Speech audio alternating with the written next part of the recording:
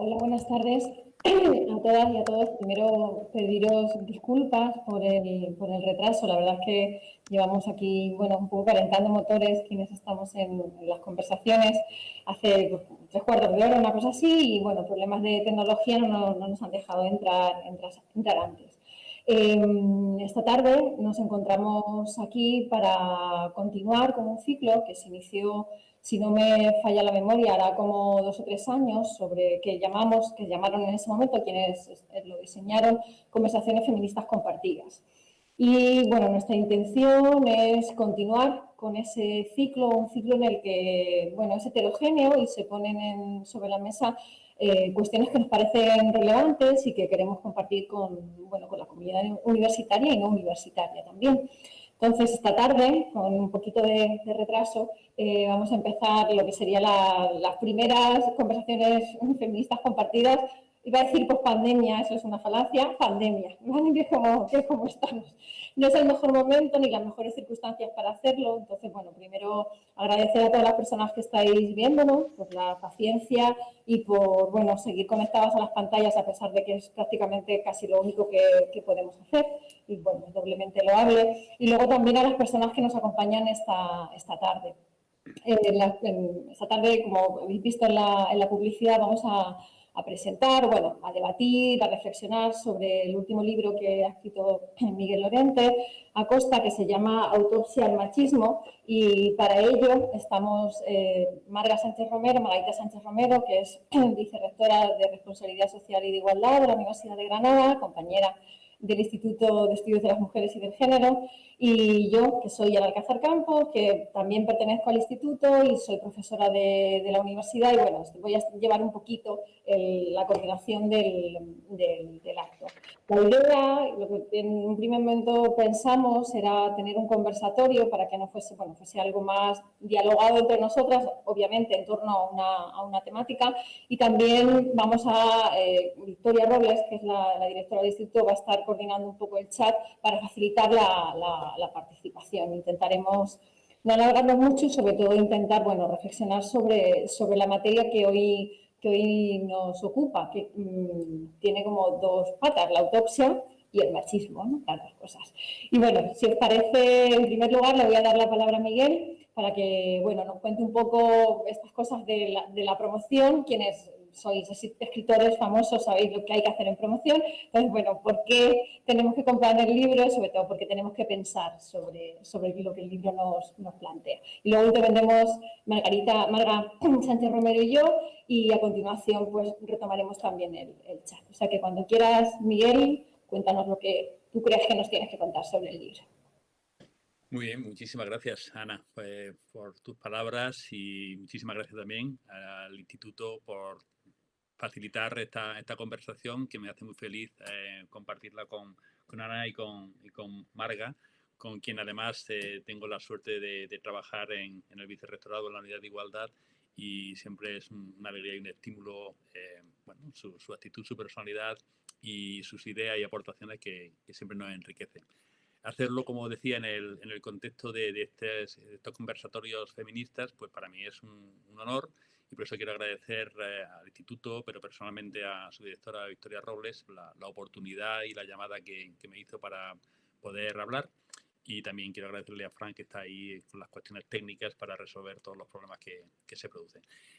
Saludaros a todas las personas que nos estáis escuchando, y de manera breve, porque es verdad que cuando uno se pone a escribir un poco por sí mismo, pero no tanto para sí mismo, ¿no? Es decir, se escribe siempre para los demás, para el resto de personas que tú crees que pueden tener inquietudes, que pueden tener incluso necesidades, que pueden tener ideas, que tú te vas a enriquecer también con ellas si compartes las tuyas, ¿no? Entonces, el libro Autopsia al machismo, de alguna manera es un libro que tiene más días que páginas, porque realmente empecé a escribirlo cuando terminé mi periodo en el Ministerio de Igualdad, y empecé con el blog Autopsia, porque necesitaba bueno, tratar de compartir y de plantear y también de responder, ¿no?, ante muchas cuestiones de la realidad que viene definida por el machismo, ¿no?, por esa cultura de la normalidad basada en la desigualdad que es el machismo.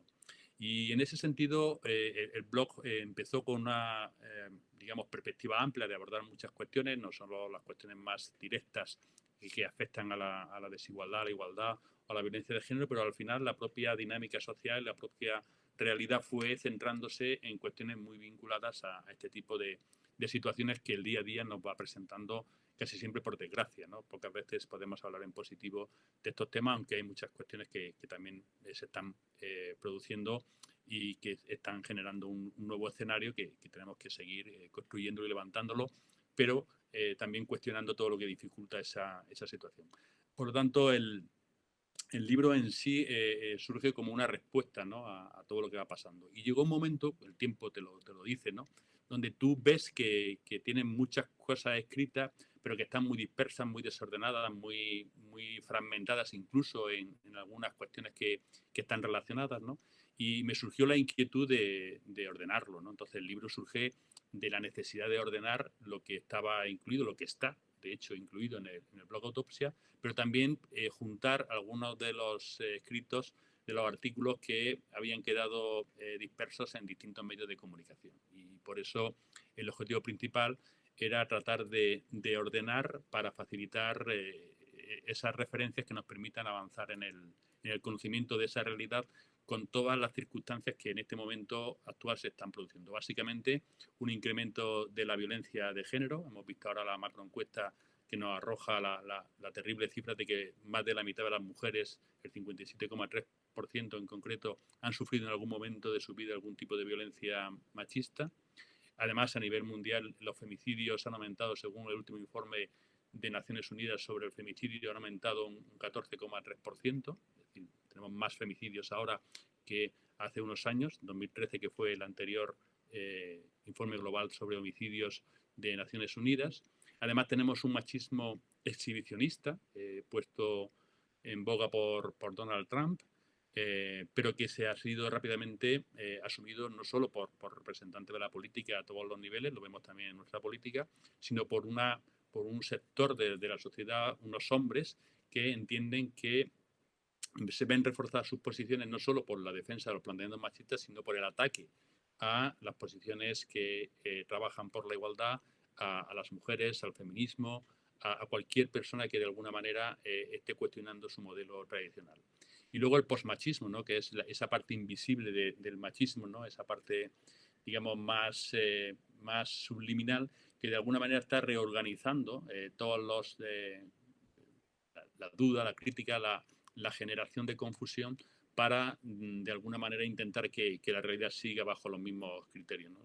Y está introduciendo referencias nuevas, ¿no?, como el tratar de presentar que esto es un problema de unos pocos hombres, ¿no?, una falacia, la falacia de la minoría, como diciendo la mayoría de los hombres no maltratan, el maltrato no es un problema, ¿no?, o no es un problema de los hombres, ¿no?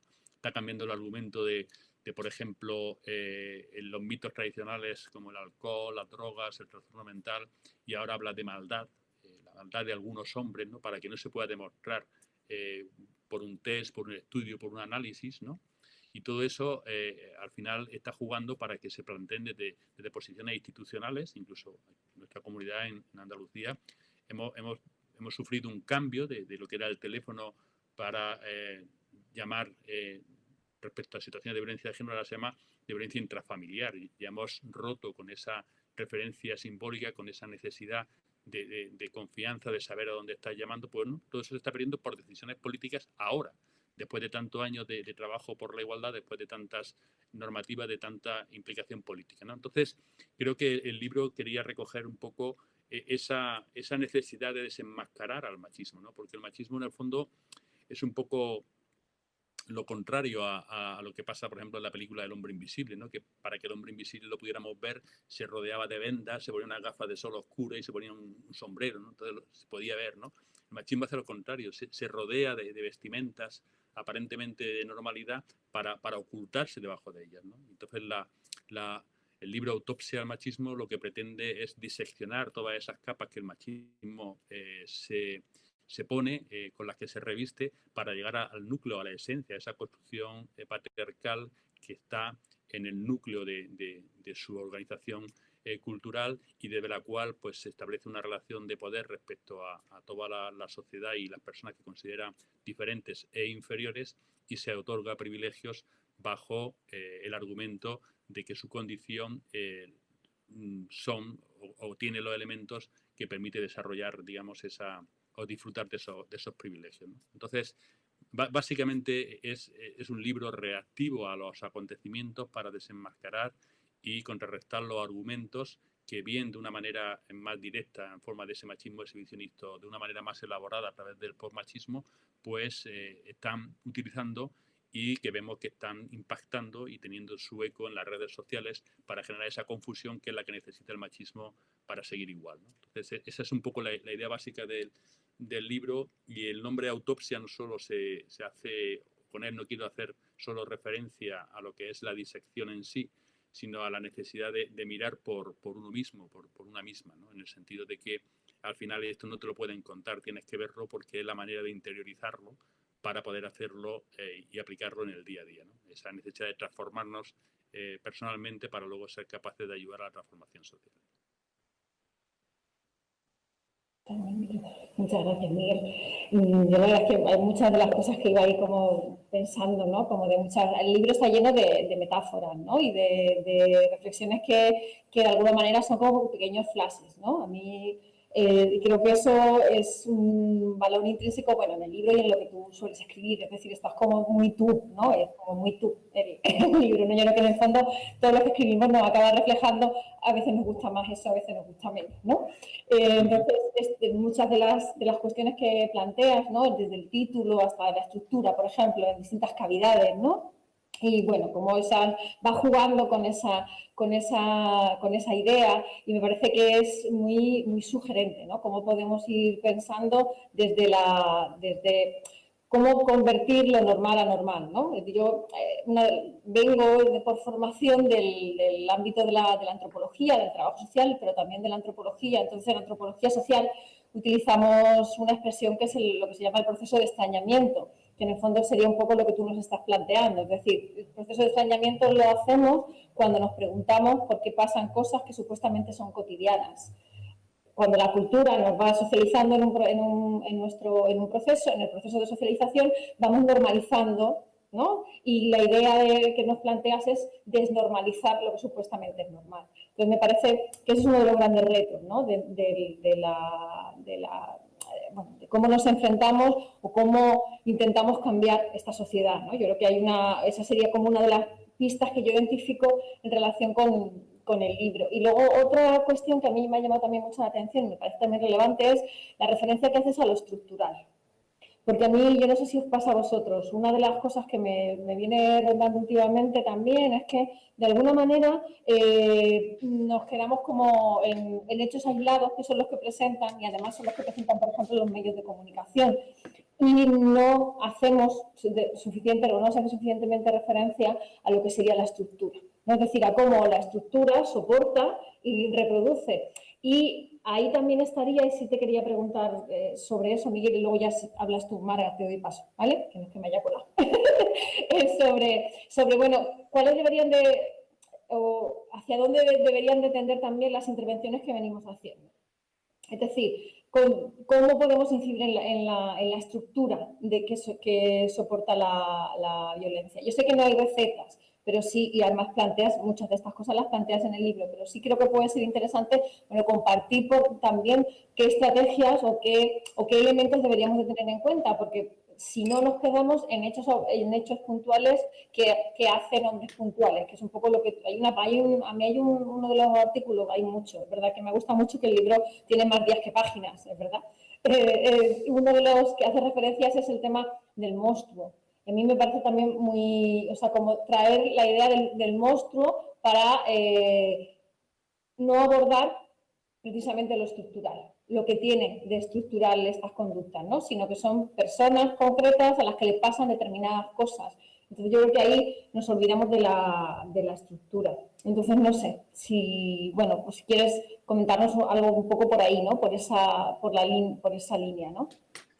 Sí, la verdad que es apasionante hablar de estos temas con independencia del libro, porque es verdad que vamos descubriendo y al final te permite ir profundizando en todo lo que es esa construcción tan falaz, es decir, porque cuando refiero que el machismo es un fake, que es la primera posverdad, ¿no? Que todo está basado en una mentira. Es decir, porque no es verdad que los hombres seamos superiores a las mujeres ni que nuestra condición o nuestras condiciones anatómicas, que son distintas, o fisiológicas, que son diferentes, sean...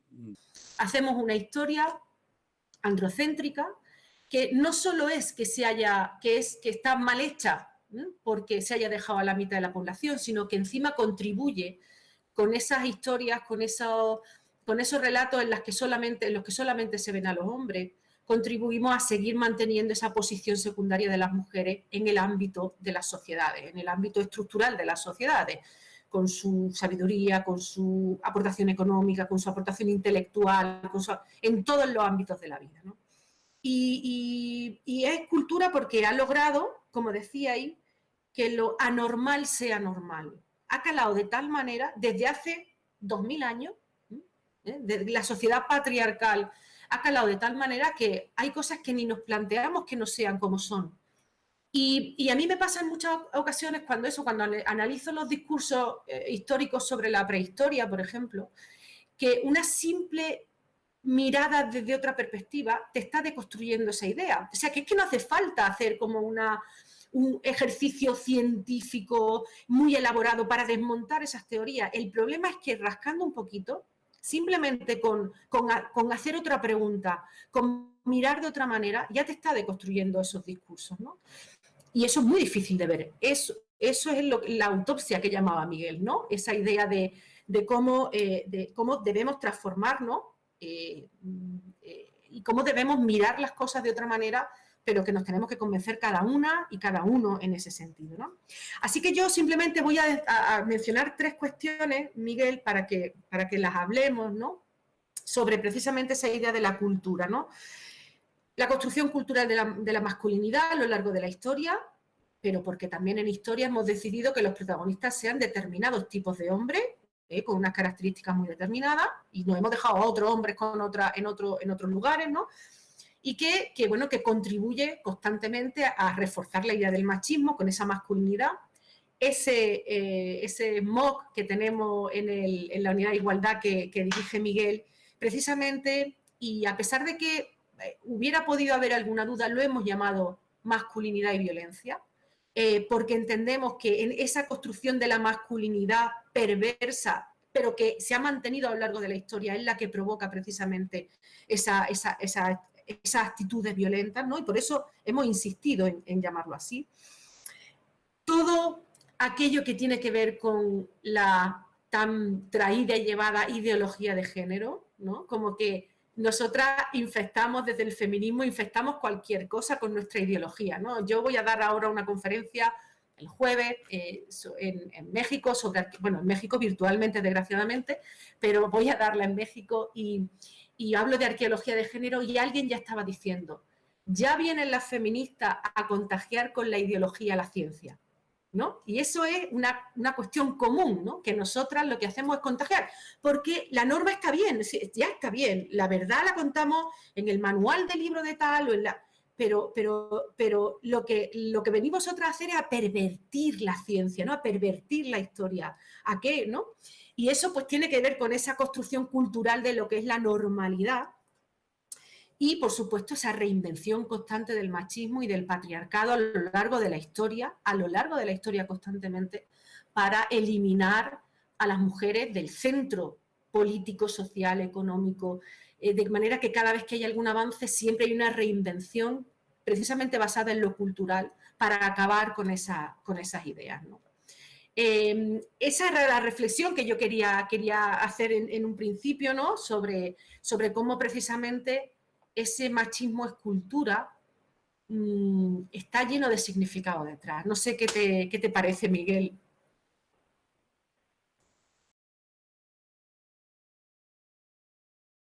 Ponte el micro.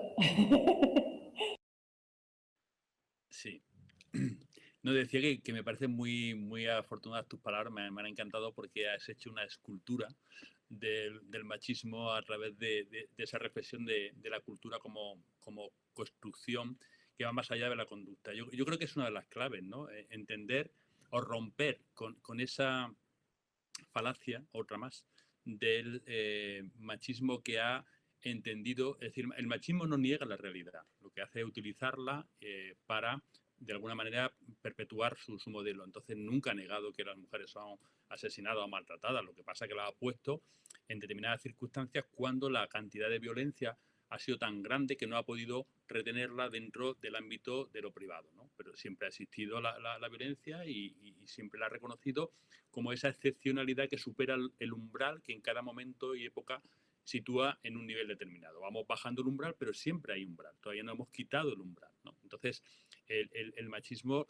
recoge esa realidad, y una de sus claves para salir de la necesidad que hubiera sido reconocer esa construcción de género y aceptar que hay una situación estructural para poder llevar a cabo pues todas las decisiones que se adoptan, desde la desigualdad, discriminación, abuso, acoso hasta la violencia, ¿no? Pues ha sido entender que el machismo era conducta, ¿no? Entonces, que era una conducta que determinados hombres, si se da cuenta, va fragmentando, y es una conducta que realizan determinados hombres en determinadas circunstancias. Ni siquiera un grupo de hombres aislados, sino unos hombres que en determinadas circunstancias pueden llevarla a cabo. Entonces, es reducir toda la construcción cultural a una serie de conductas particulares llevadas a cabo por determinados hombres. Todo lo demás estaba oculto bajo su construcción de la cultura como ese espacio común, como ese espacio universal, como ese espacio de convivencia, como ese espacio de relaciones en el que no hay problemas, ¿no? Sino solamente los problemas están cuando se producen ese tipo de alteraciones. Entonces, si la cultura es conocimiento, como recogen los estudios, que no es la expresión cultural a través del arte, de la literatura, sino que es el conocimiento, las costumbres, la tradición, las referencias que nos damos para organizarnos, para darnos identidad, para sentirnos parte de un elemento, si todo eso es la cultura, al final esa cultura ha sido construida y decidida por lo que los hombres han considerado que era bueno para toda la sociedad, pero claro, bueno para toda la sociedad desde su posición. Por eso, como muy bien ha recogido, históricamente se ha destacado aquello que era necesario para que su modelo se perpetúe. El tipo de hombre que se ha reconocido, ya no solo que todos los hombres forman parte de ese hombre héroe, de ese hombre mítico que viene a defender, ¿no? ese gigante Atlas que soporta el mundo y la realidad y el universo sobre su cuello, ¿no? Todo eso es al final lo que ha permitido que esos hombres, o que cualquier hombre, porque tenemos las condiciones para poder ser, unos se quedan más altos, otros se quedan más atrás, pero tienes que ser hombre para llegar a esos espacios donde poder llevar a cabo ese tipo de conducta, de responsabilidades, etcétera, etcétera. Si eres mujer, ya no estás en el punto de salida, con lo cual no puedes llegar. Podrás hacer otras cosas, porque siempre se ha habido ese reconocimiento al mundo del cuidado, al mundo de los afectos, ¿no? Que ha permitido construir ese tipo de argumentos como también recogías en tus palabras, ¿no? Es decir, una gran mujer detrás de un gran hombre, ¿no? Como mucho al lado de un gran hombre, pero nunca como una referencia común, sino como mucho para la familia de ese gran hombre, ¿no? Pero nada más, porque lo común, lo universal era lo masculino. Entonces, esa construcción para mí es la clave para poder perpetuar el modelo, ¿no? Y por eso cualquier crítica o cualquier aportación, ya no solo en sentido crítico, que lo es, pero cualquier aportación que no encajara en el modelo, como es cultural, el machismo se permitía el lujo o se permitía la licencia de no incluirla dentro de la referencia cultural. Entonces, cuando se dice que estamos hablando de políticas o de ideología de género, es intentar plasmar en las aportaciones de un avance crítico de la sociedad, como hemos cuestionado muchas otras cosas, pero cuando se cuestiona esa base estructural, esa identidad de los hombres, se considera como una propuesta falta de consistencia, falta de argumentación científica, y se presenta como una cuestión ideológica. La ideología de género, si ellos parten de su posición como neutral, y esa es otra de las grandes estrategias que ha tenido el machismo, pensar que hay ideología de género feminista por la igualdad, ideología machista y neutral todo lo demás. Y no es cierto. Cuando hablamos de ideología de género, La suya es ideología de género machista. No es neutral y luego está el machismo y luego está la igualdad, sino que estamos hablando de que cuando tú no estás trabajando por la igualdad, estás manteniendo el machismo, con conductas activas o con permisividad, dejando que eso suceda bajo su argumento. Entonces, mientras que lo suyo, es decir, la educación, la comunicación, la política, se considera política, comunicación, educación, cuando tú haces un planteamiento distinto se considera adoctrinamiento. Es decir, vuelven a utilizar la capacidad, porque eso pueden hacerlo porque tienen el poder. Es decir, los bulos, las fake news, todo eso lo puede hacer quien tiene poder. Y entonces se presenta como que cualquiera puede mentir. No es verdad, cualquiera puede mentir, pero la mentira no recorrería ni tiene el espacio ni juega con los valores que están asentados en una sociedad cuando esa mentira es sincrónica y es armónica con lo establecido que cuando cuestiona lo establecido, ¿no? Si yo digo, el virus del COVID mata a los de derecha y no salgáis a la calle tal cual, pues a lo mejor lo pongo en las redes, a lo mejor alguien me retuitea, pone alguna cosa, pero eso no va a ninguna parte. Pero si se dice que la manifestación, la pandemia es por el 8M, todo el mundo se lo cree. Y todo el mundo sigue diciendo que las feministas tienen la culpa del 8M.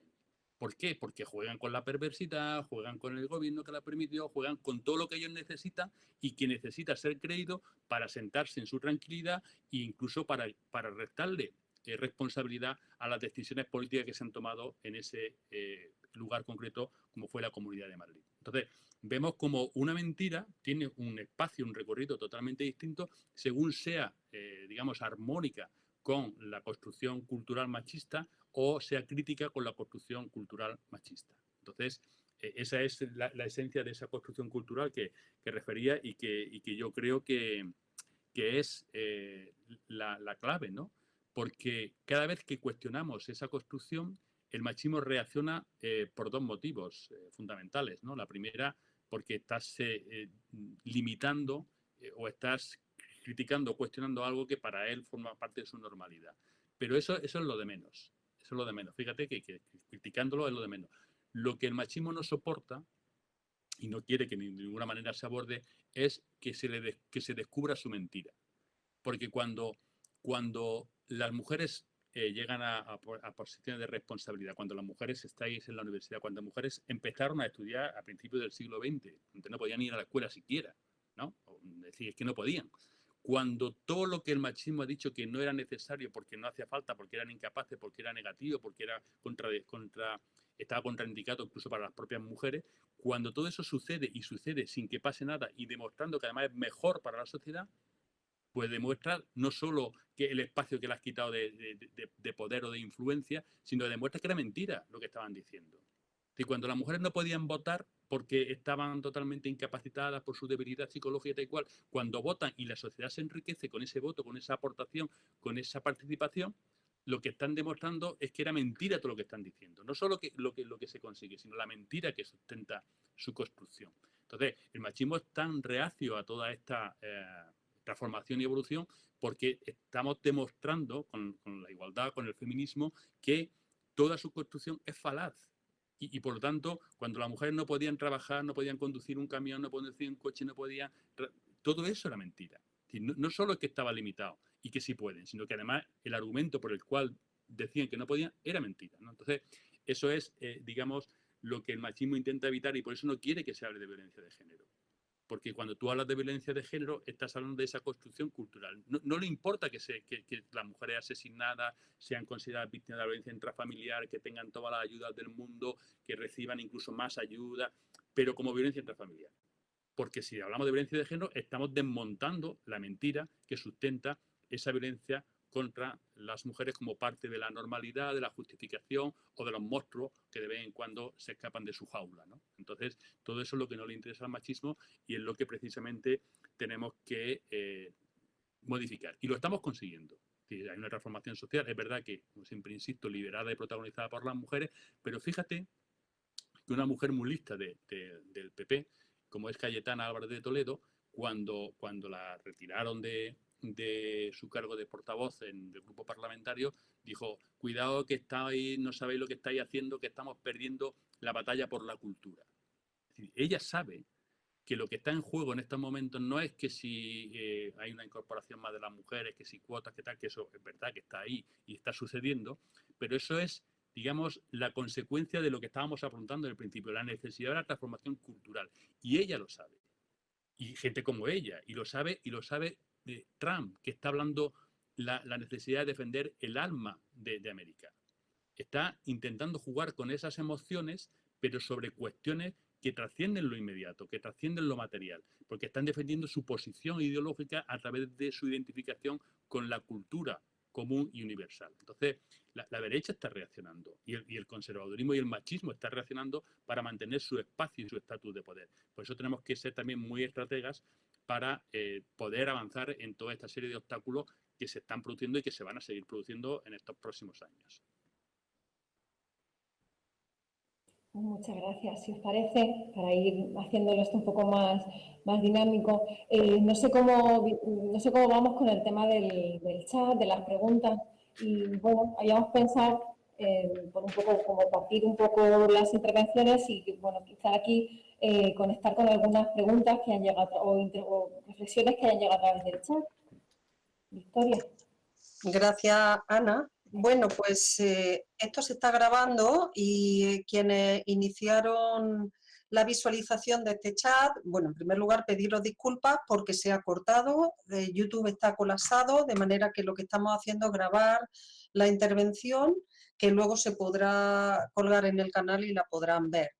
Por lo tanto, no ha habido tiempo para hacer preguntas, pero no importa porque yo tengo unas cuantas a la luz de lo que estáis comentando. Quiero, ahora que se me ve y se me oye, pues agradecerle a Miguel no solamente que haya hecho el libro, sino que además, bueno, nos transmita qué es lo que ha pensado con el libro y qué es lo que ha transcurrido en todo ese transcurso, ¿no? Porque es un transcurso de vida también, ¿no? Porque de alguna manera yo creo que esa evolución de cómo pensamos desde el feminismo, el machismo y la estructura, ¿no?, en las que se desarrolla, nos sirven también para repensar nuestra cotidianidad, ¿no? Bueno, yo, atreviéndome a dar un paso adelante, quería proponerte, no sé si es una pregunta o una observación, en fin, bueno, quisiera que al menos repensáramos entre las cuatro esta cuestión, ¿no? Yo ya estoy pensando en qué sigue a este libro, ¿no? Porque creo que en el momento en que se lea, en el momento en que se te escuche, porque lo presentará en más lugares, ¿no? En el momento en que repensemos en claves que tú has ido dando durante años sobre esta cuestión, necesitaremos seguir avanzando, como nos ocurre siempre, ¿no? Entonces yo ya estoy pensando en qué libro va a hacer a continuación, Miguel. Y bueno, yo vería dos imágenes, a ver si, bueno, pues esto es como un desafío, ¿no? A ver cómo la interpretas tú, porque claro, son las dos imágenes que yo veo como educadora, ¿no? En definitiva como pedagoga más que como educadora, porque las tres soy educadoras, ¿no?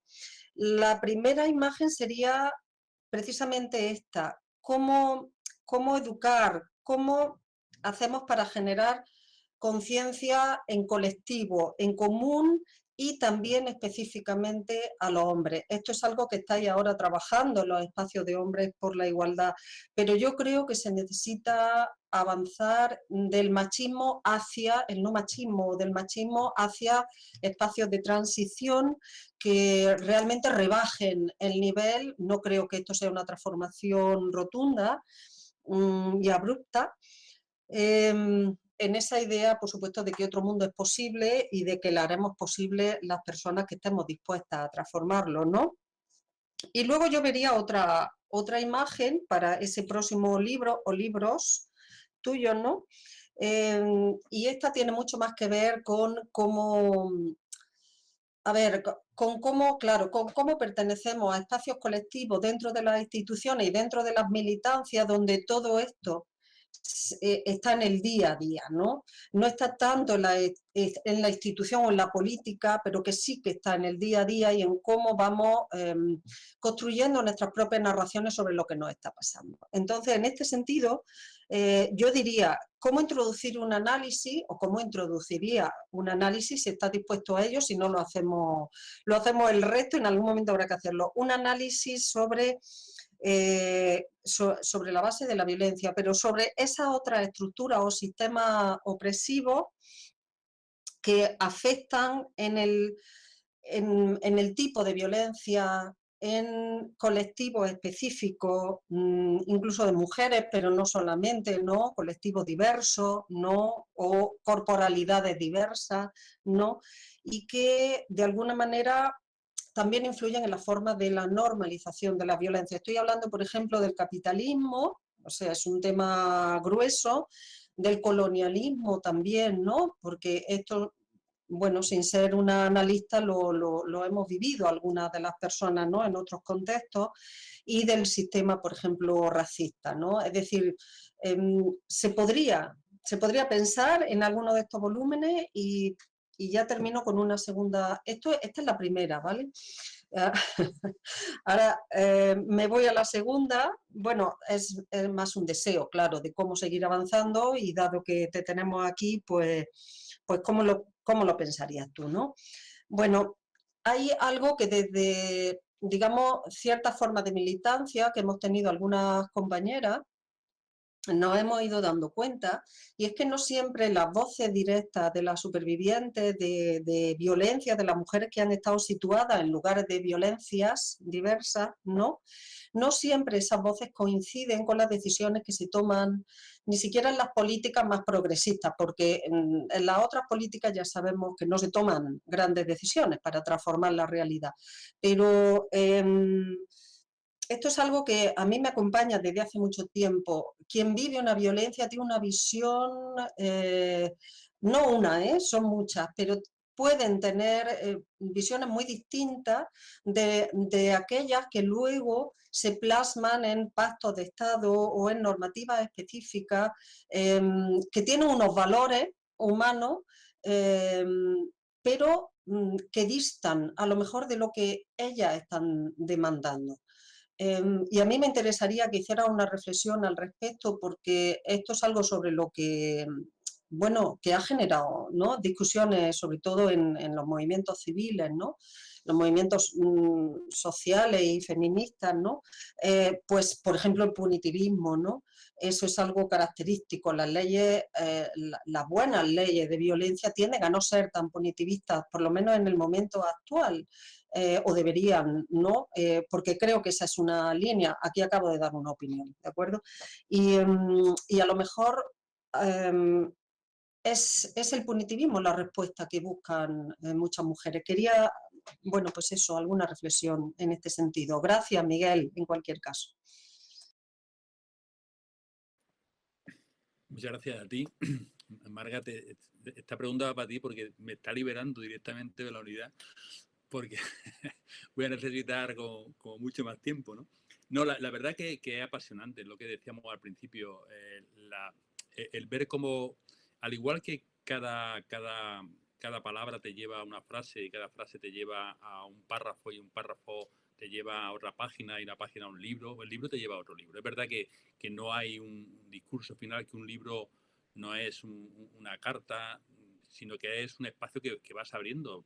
Yo la mitad de las veces que me pongo a escribir, me pasa todavía mucho más con la poesía, no sé lo que voy a decir. Es decir, sabes lo que quieres decir, pero es verdad que luego las palabras van apareciendo, ¿no? Y que a veces tienes que hasta pararte, ¿no? Incluso luego los relees y dices, Dios mío, pero ¿qué frase es esta? ¿No? Una frase interminable de todo lo que ha ido sucediendo mientras que tú ibas escribiendo y vas enganchándolo en ese momento, pero cuando luego le tomas un poco de distancia, ¡pum!, te das cuenta que es demasiado y que tienes que separar, ¿no? Pues es verdad que yo siempre lo digo, es decir, yo tengo lista de espera en libros e ideas que quiero escribir, hasta el punto de que si lo dejara todo y me pusiera a escribir y me muriera con 104 años, no me daría tiempo a terminarlo. Porque son muchas cosas que me imagino que generarían más. Pero es verdad que lo que comentas es muy apasionante para poder integrarlo y avanzando en líneas de esas que lo he apuntado, para poder trabajarlo. Ya lo comentaremos, ¿no? Porque es cierto que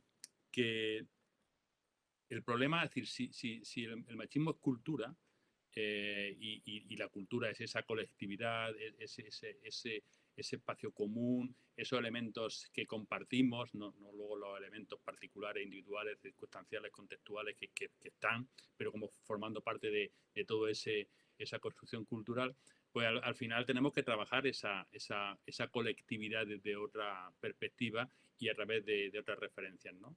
Y entonces, mientras que nosotros entendemos que otro mundo es posible, el sector conservador tradicional machista entiende otro mando es posible, ¿no? Porque a ellos lo que les gusta es cambiar de mando, no cambiar de mundo, porque están asentadas o asentados en su mundo, en su mando, y por lo tanto lo que quieren es que el mundo no cambie, pero sí el mando, ¿no? Nos vamos repartiendo, ¿no? Y ahí muchas veces la izquierda ha jugado y ha entrado a jugar ese compartir poder sin transformar la base, ¿no? Porque cuando uno ostenta el poder o gestiona el poder es muy tentador, ¿no?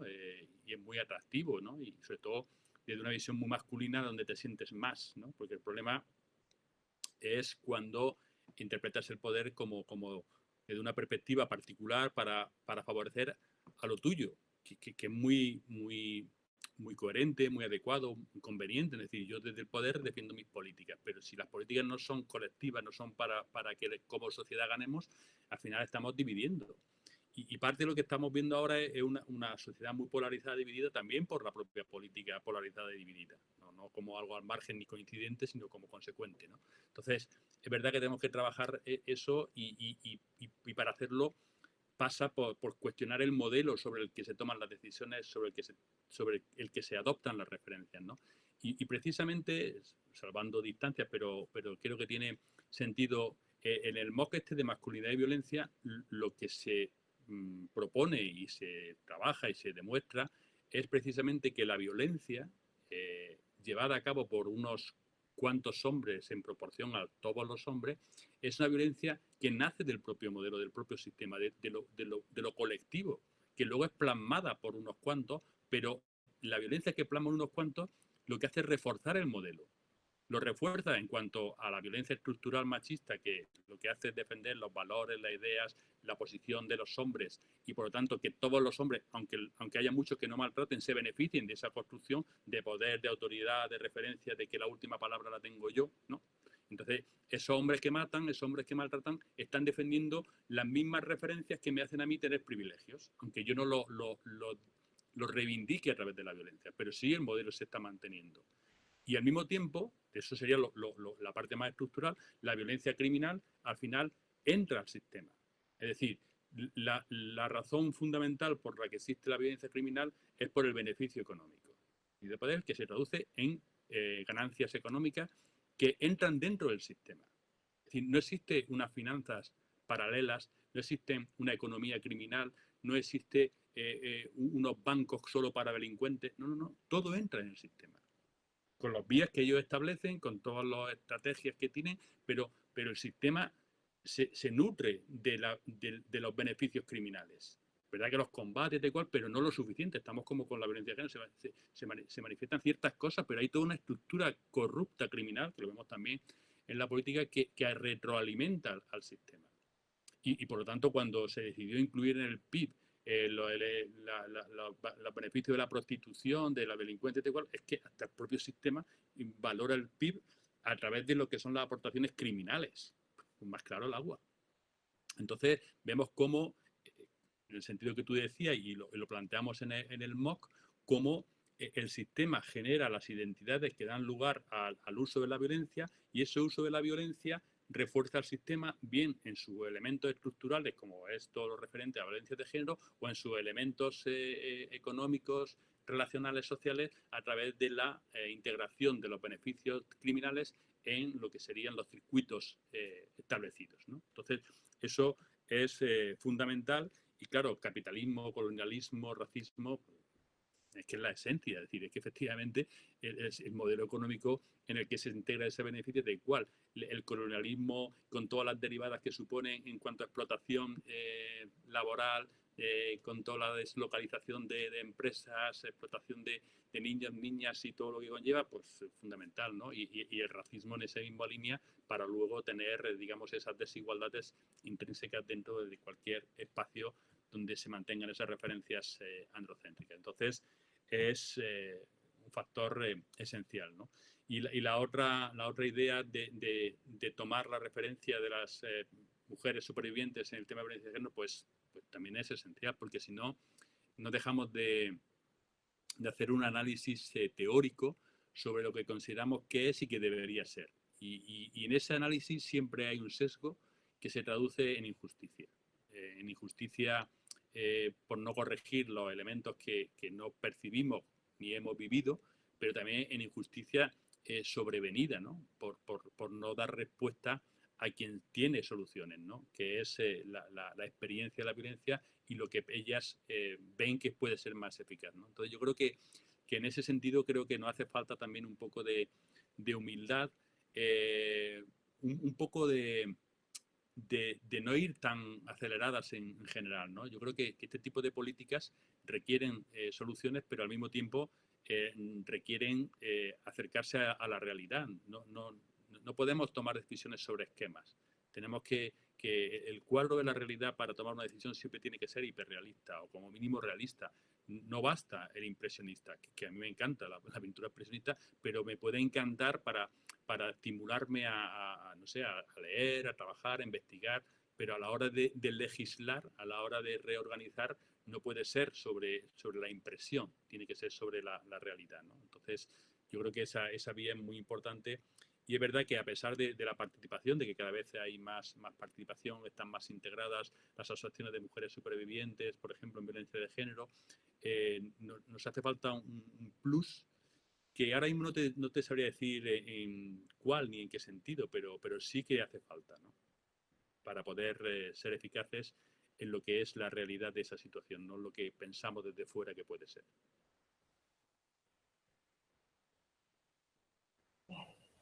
Pues si os parece, hacemos una segunda ronda, a lo mejor más breve.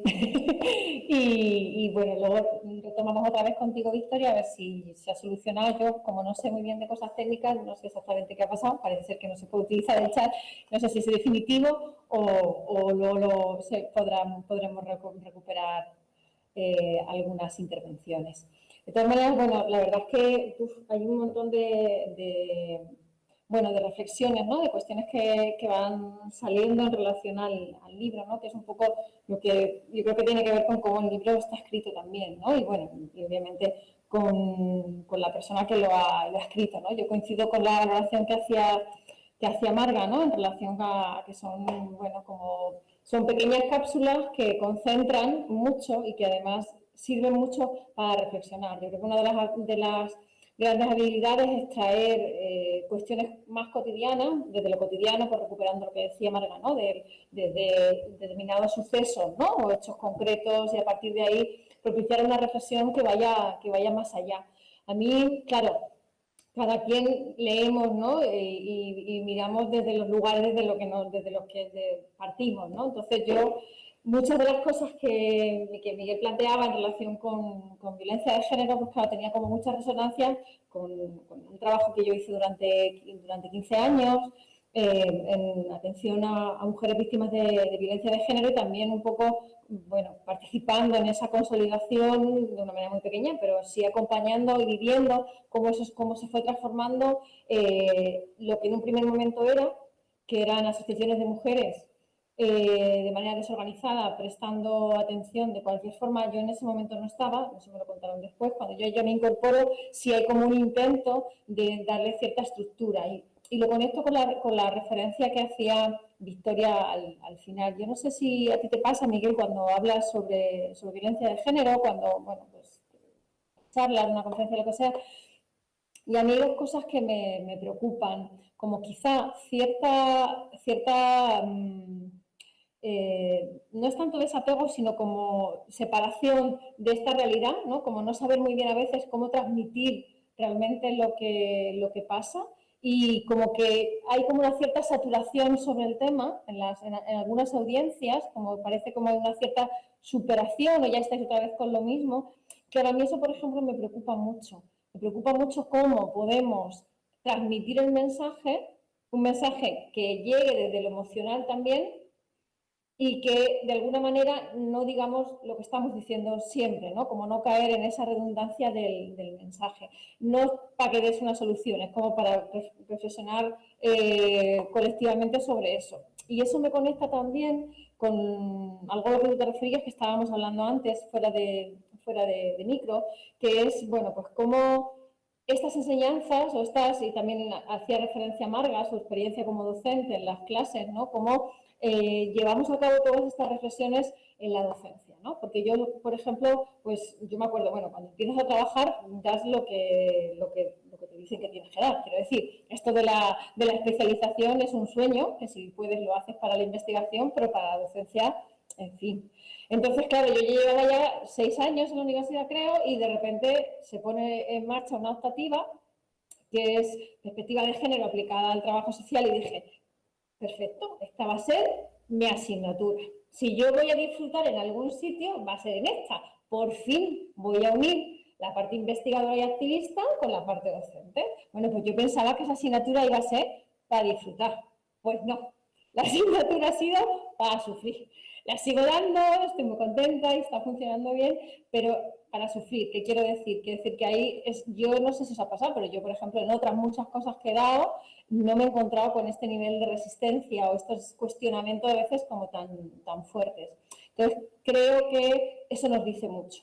Nos dice hasta qué punto nos interpela, hasta qué punto nos atraviesa y cómo, de qué manera podemos ir generando debate, pero no confrontación o no animadversión, que es un poco a veces lo que a mí me preocupa, ¿no? Dónde encontrar el equilibrio para que todas las personas se sientan libres y se puedan incorporar al debate. Entonces, a mí me ha pasado con chicos, pero también con chicas. O sea, como, bueno, esto que tú dices, ya estamos otra vez con lo mismo. Entonces, bueno, como eso... Y lo conecto ya, y ya con eso termino, con una de las cosas que tú planteas en el libro, ¿no? Con el tema del postmachismo. Yo aquí tengo una reflexión cuando leía el término post, claro, en relación con otros post, por ejemplo, la idea de postcolonialismo, se hace cierta crítica porque en el fondo post significa algo que ya ha pasado. Entonces yo cuando leía lo de postmachismo también pensaba lo mismo. Quizá no sé, yo entiendo lo que quiere decir el término, pero no sé si habría que también reflexionar sobre si el prefijo post es lo más adecuado o hay que buscar otro, ¿no? Porque en realidad yo creo que no ha pasado, tú lo planteas brillantemente en el libro, ¿no?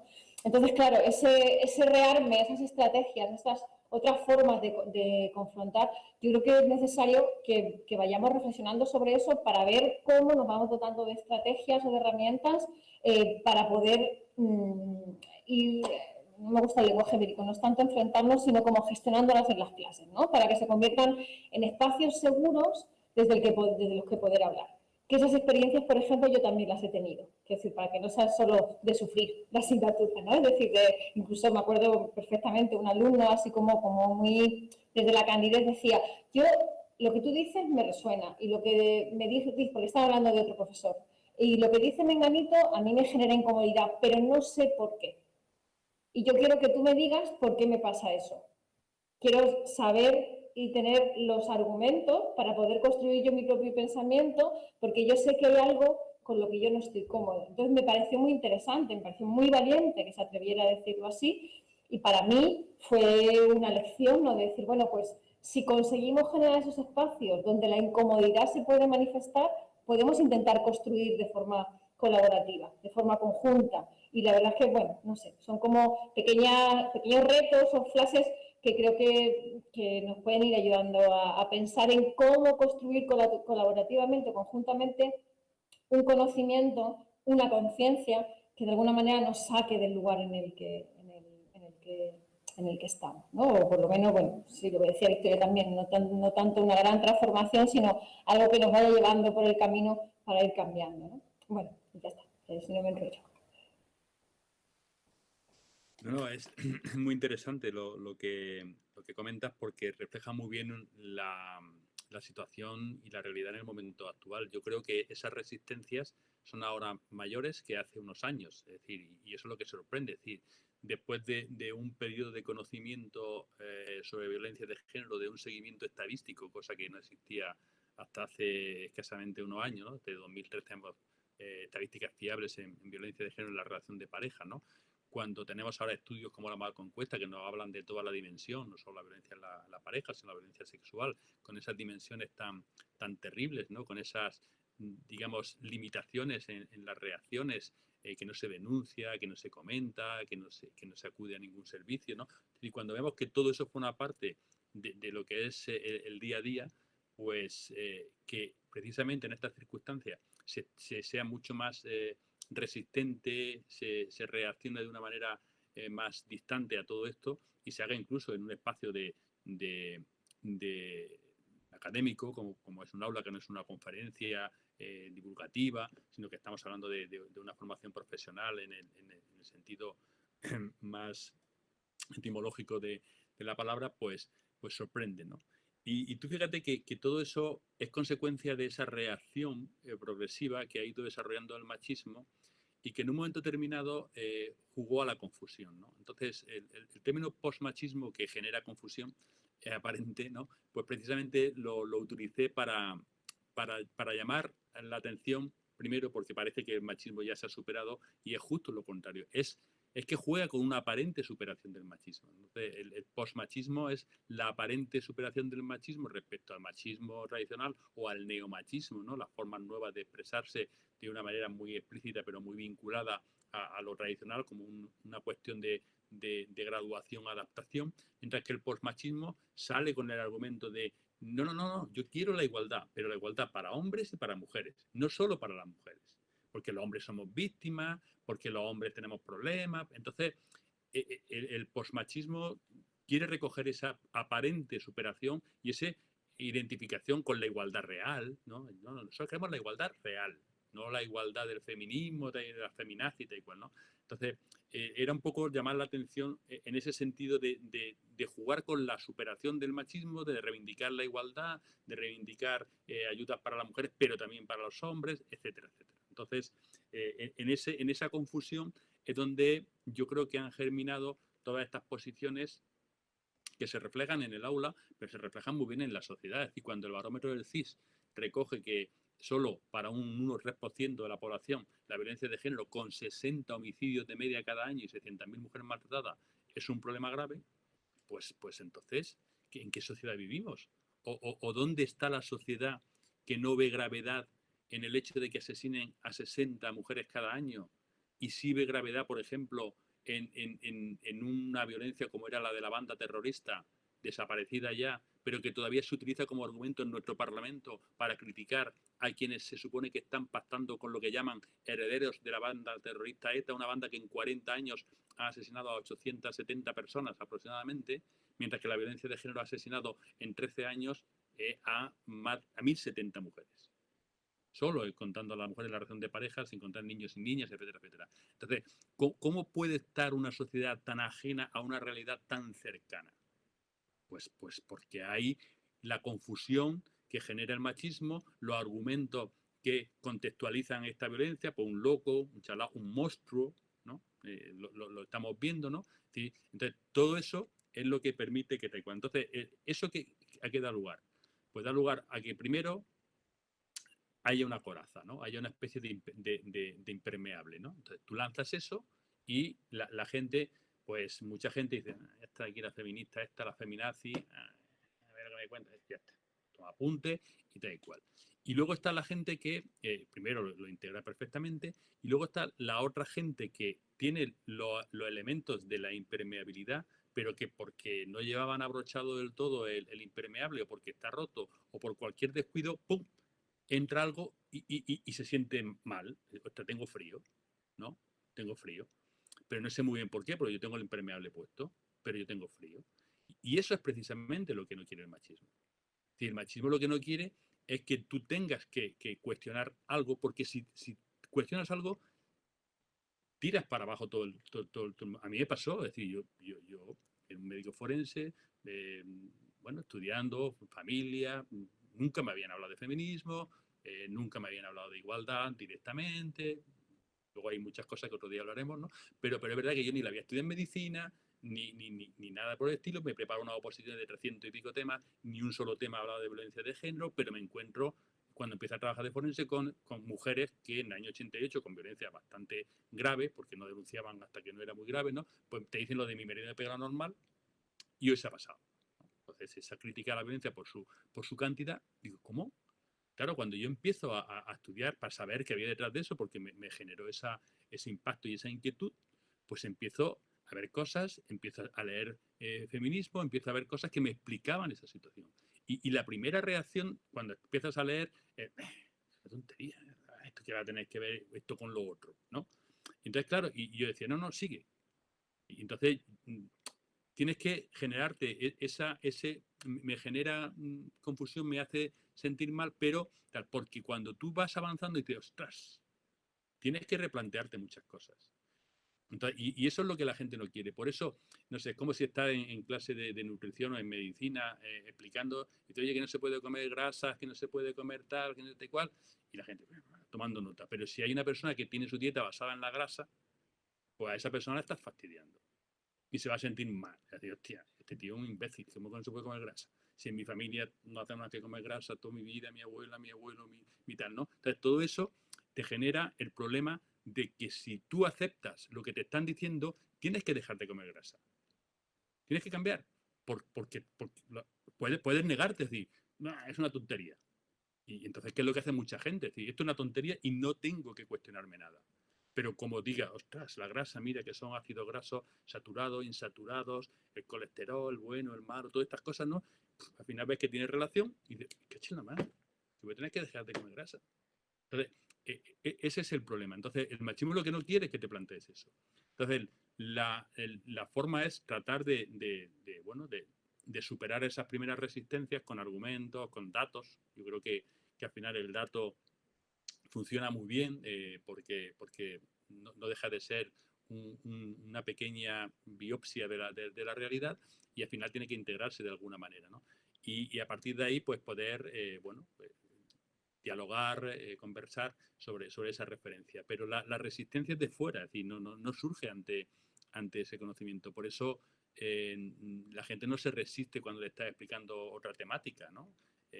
Cuando está hablando de temas que a lo mejor pueden ser hasta más complejos, el tema de personas vulnerables, personas dependientes, la drogadicción, todo este tipo de cosas, que hay muchos elementos que confluyen, ¿no? La gente no se cuestiona grandes cosas, simplemente lo acepta por tal y cual. Pero esto sí, a pesar de ese rol. Entonces yo creo que la clave está un poco en eso, en buscar un buen planteamiento y luego tratar de sustentarlo en elementos que permitan articular la discusión y a partir de ahí pues establecer el diálogo. Y aún así mucha gente no lo va a creer porque tiene consecuencias sobre su propia realidad, ¿no? Yo a veces estoy en clase o en alguna charla y en clase me pasa y yo veo caras de alumnas y veo alguna cara de alumno y puedo pensar, esta alumna o está sufriendo violencia o la sufre en su casa o conoce a alguien cercano porque la cara, que ella no se da cuenta, cómo está respondiendo, digamos, en gesto, en actitud, ante lo que yo voy hablando de violencia de género, demuestran una proximidad basada en la experiencia sobre lo que yo estoy contando. Y algún chico que cuando intenta como disimular, como si estuviera señalándolo a él, pues este tío o conoce, puede ser su familiar, puede ser alguien de su entorno, puede estar viviendo la violencia desde la parte o desde la visión del protagonista, ¿no? Entonces, eso es lo que tenemos también como parte de nuestra realidad académica y por eso puede haber esas reacciones que pueden ser ideológicas, pero también pueden ser basadas en experiencias cercanas que hayan vivido. Muchas gracias, Miguel. Marga. Bueno, pues muchas gracias, Miguel, por todas las cosas que yo creo que están saliendo muchas cuestiones.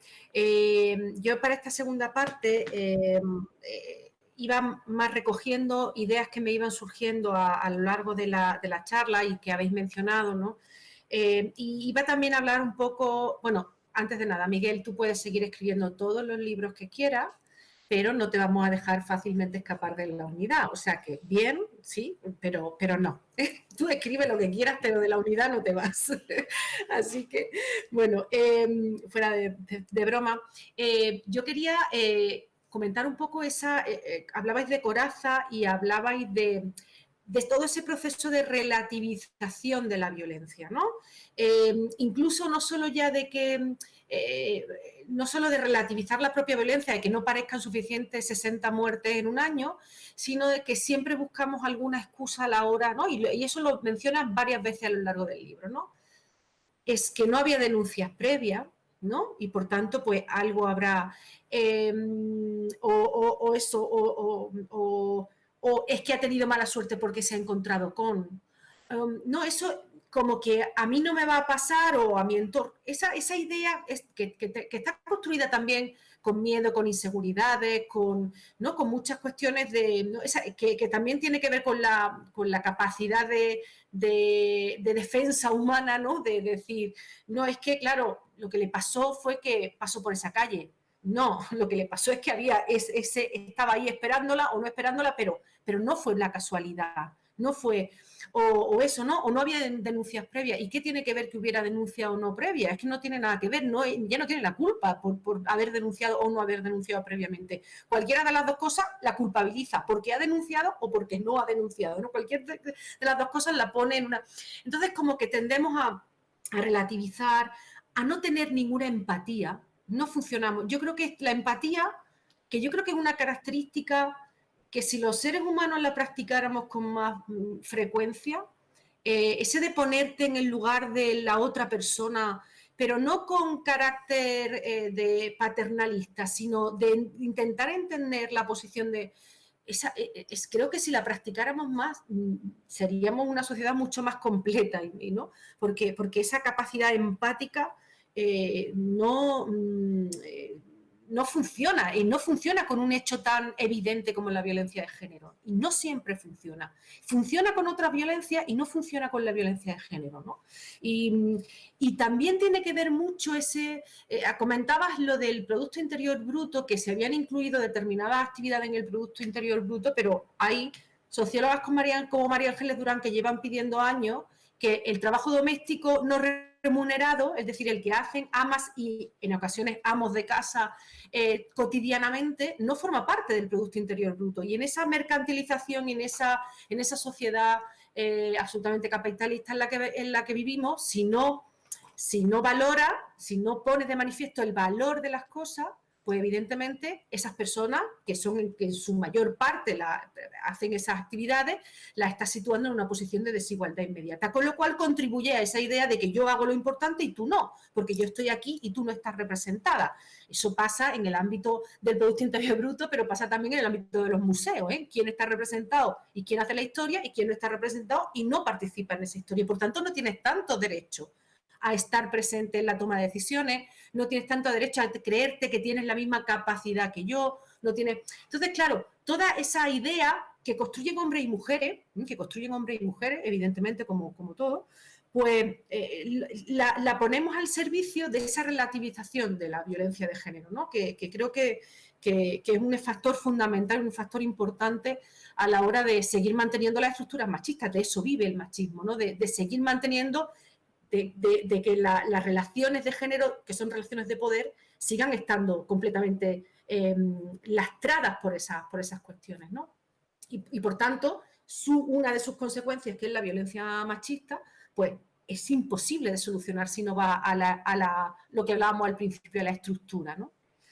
Esto era un poco lo que quería comentar, ¿no? Esa relativización, esa falta de empatía, esa separación del hecho que no sucede con otras violencias y que sin embargo sí que sucede con la violencia de género. Sí, totalmente de acuerdo, Marga. Me voy a quedar yo en la unidad estoy feliz, lo cual nunca dejaría. No, pero es verdad, tú fíjate que esa relativización que comenta la violencia de género es parte o surge parte de la estrategia justificativa del propio machismo. Es decir, la violencia de género se presenta como una consecuencia del machismo, cuando es el machismo. Es decir, no existe como opción la violencia de género. La violencia de género es la que ha permitido que el machismo, después de 10.000 años, siga estando presente. Y el machismo es el que da lugar a la violencia de género como un instrumento necesario, como realidad y como sustento de su construcción. No es que el machismo da lugar a la violencia de género, sino que el machismo sin violencia de género habría acabado en algún momento de la historia.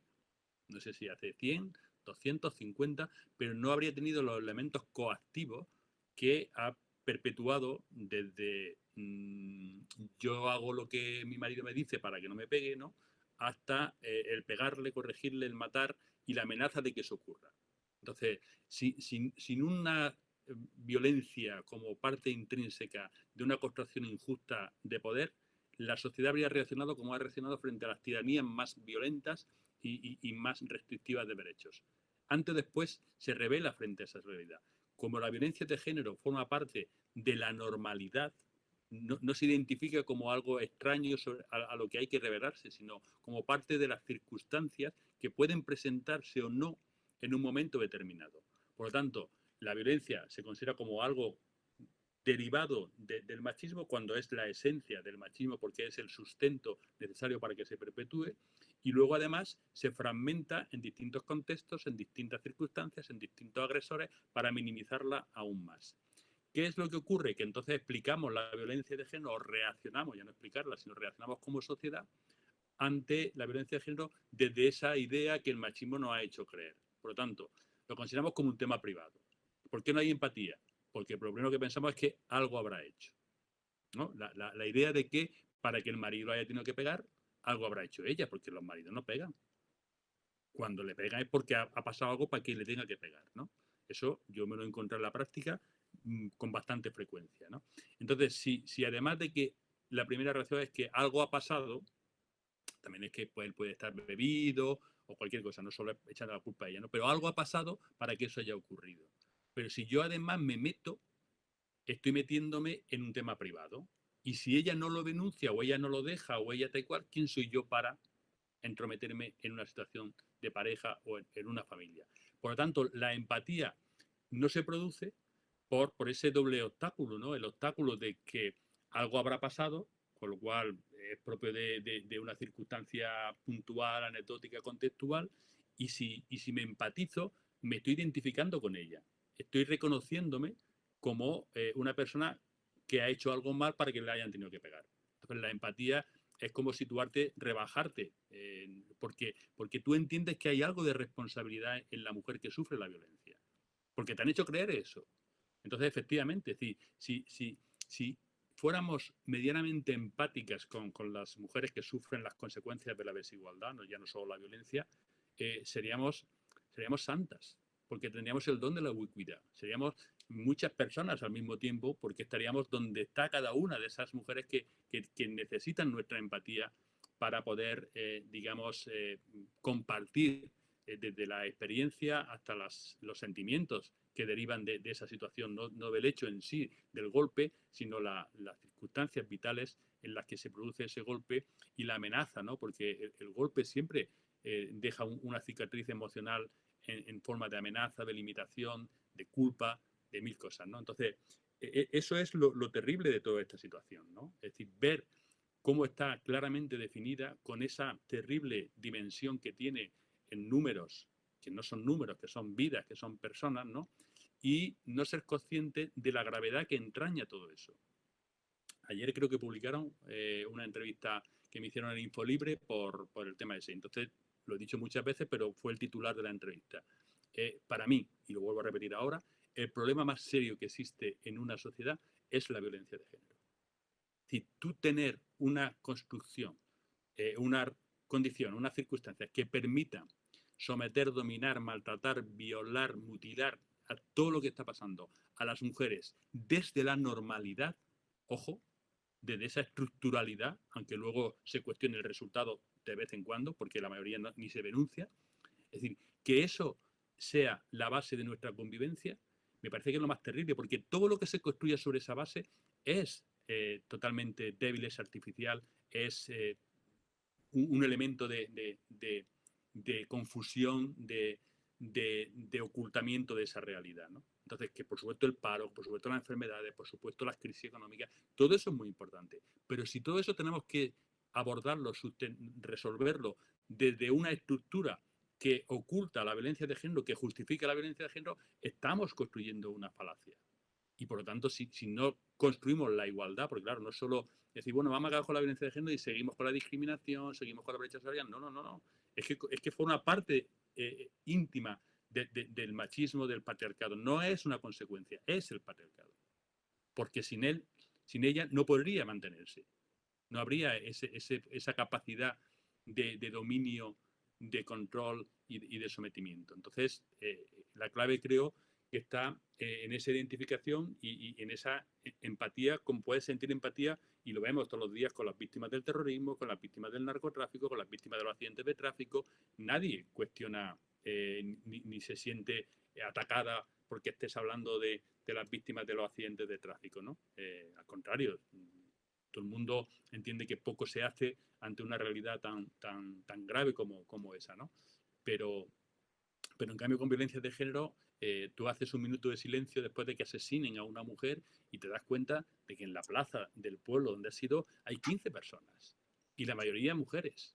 Entonces, ¿dónde estamos, no? ¿Dónde estamos cuando ni siquiera ante lo más grave se reacciona como se reacciona, ¿no? Entonces, creo que esa es un poco la clave, ¿no? Transformar lo que decíamos al principio, transformar esa referencia cultural y entender que todo fue una parte de esa misma realidad, no de determinados contextos de la realidad.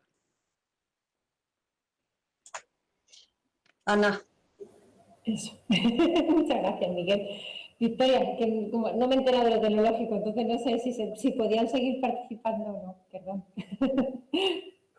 Bueno, YouTube está colapsado hoy, por lo tanto, de nuevo, disculpa a las hasta 40 personas que hubo en un momento concreto, porque si se colapsa la red, se colapsa el mundo, ¿no? Pero bueno, no es cierto, porque estamos aquí, se podrá ver en diferido, y en ese sentido quería, bueno, pues lanzar por lo menos una voz de tranquilidad, porque aunque no hemos podido estar las 39 personas asistentes, vosotras en el estrado, aunque finalmente no habéis podido estar vosotras en el estrado, aunque finalmente estamos cada cual en nuestro lugar, es posible la comunicación y el diálogo. Yo quería agradeceros en primer lugar a las tres que hayáis convertido este conversatorio, porque esto era un primer objetivo, ¿no? En unir análisis con experiencias de vida. Un conversatorio no es una conferencia, es un espacio donde somos capaces de narrar la cotidianidad que encontramos también en el libro de Miguel, porque está lleno, repleto de ejemplos de la vida cotidiana con los que nos podemos sentir identificadas, mujeres, hombres, personas diversas, da igual, eso está ahí, es diario, es una narrativa desde la mirada que observa lo que sucede, que no deja indiferente, ¿no? Luego también quería agradeceros la didáctica de este conversatorio vuestro, ¿no? La didáctica con la que la habéis desarrollado, particularmente en este caso a Miguel, porque me parece que una de las cuestiones más difíciles de terminar de comprender es qué es el machismo, ¿no? Es un concepto, pero es un concepto que no es un concepto, es una estructura, es una herramienta, es cultura, pero eso se aterriza finalmente en cantidad de experiencias de vida que a mí me parece, bueno, que hace que el machismo, a través de vuestras palabras y a través de las palabras de Miguel, haga a quienes os escuchen, hoy no ha podido ser casi desde el principio, la saga sentipensante, retomo esta palabra tan especial para alguna de nosotras, ¿no? Es decir, que den sentido, que den significado y que den emoción, porque las personas somos seres emocionables y el machismo genera emociones, emociones muy duras, pero emociones a fin de cuentas, ¿no?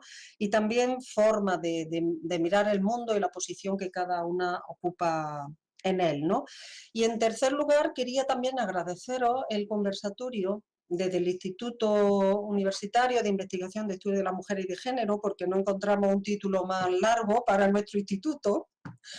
Quería agradeceros vuestras narrativas, desde vuestra lógica, porque en definitiva conversar sobre machismo es posible en este contexto académico y fuera del contexto académico.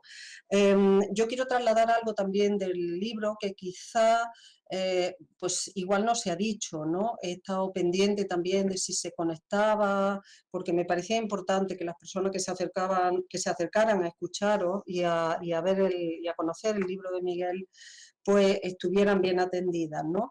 Y es que detrás del machismo hay solución, y eso me parece que también lo dejas claro, Miguel, en tu libro, ¿no? Bueno, es muy inmenso, es decir, para mí es muy difícil sintetizarlo, ¿no? Porque a medida que vas leyendo tienes una idea y otra, pero yo creo que hay solución en la medida en que tú eres capaz de identificar los efectos del machismo y los nombras. Hay solución en la medida que propone formación para especialistas. Hay solución en la medida en que hace apuestas políticas específicas, ¿no? En cualquier caso, agradeceros mucho este conversatorio, esta amabilidad, esta cercanía, a pesar de la telemática, y aquí lo tenemos que dejar. Pues muchas gracias, Victoria, por tus palabras y por todas las recomendaciones e indicaciones que trasladas. Y yo creo que podéis llamar al instituto así, en término coloquial, como institutriz, porque es como una fuerza motriz, educadora, y es una palabra muy bonita, en el fondo, ¿no? Pues tiene su parte positiva para no tener que estar diciendo, hablamos de la institutriz, y entonces ya se sabe todo lo que supone esa institutriz por la igualdad feminista. Bien, pues broma aparte, quería agradeceros bueno, pues vuestro cariño, vuestro calor, que lo he sentido aquí, a pesar de las pantallas y de la distancia.